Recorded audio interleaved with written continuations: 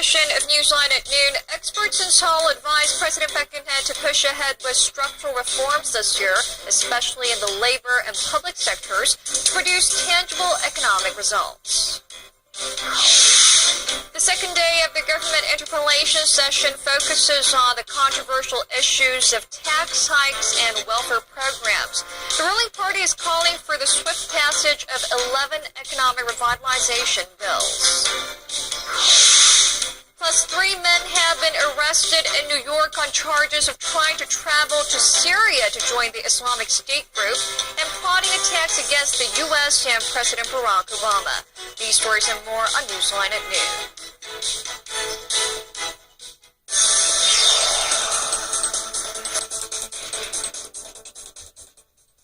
It's noon Thursday, February 26th here in Korea. Thanks for tuning in. Live from Seoul, I'm Ojin Ju. It's very good to have you with us. I'm Mark Broom. We begin at the National Assembly where lawmakers are firing questions at the government on the second day of a 3-day interpellation session.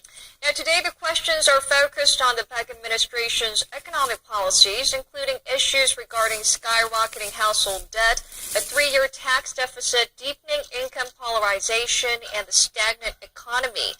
In the hot seat is Prime Minister Lee Won-gu as well as 6 government ministers overseeing finance, trade, and science. A dozen lawmakers from both political camps will be the ones asking the questions. The ruling Senate party is calling for support from opposition lawmakers to pass pending economy-related bills, while the main opposition party is urging the government to change its policy direction. Tobacco companies in Korea may soon be forced to cover more than half of the surface of their cigarette packs with warning messages and pictures showing the harmful effects of the habit. And the National Assembly's Health and Welfare Committee is holding a plenary session this Thursday to put the revised law to a vote. Son Jung-in has more.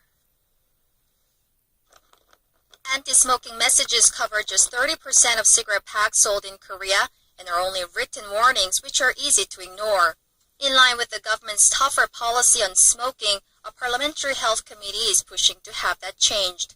Lawmakers will attempt to revise the law to force cigarette companies to use pictures showing the harmful effects of the habit and written warnings that together should cover more than 50% of the packaging. If passed, tobacco firms found to be breaking the rules could face monetary fines of up to $9,000. Company officials could be hit with up to 1 year in prison, or the firm could be banned from doing business. It would also prohibit the use of words like mild or light that could mislead smokers about the negative health effects of smoking. The revision is in accordance with the recommended standard of cigarette graphic warnings issued by the World Health Organization.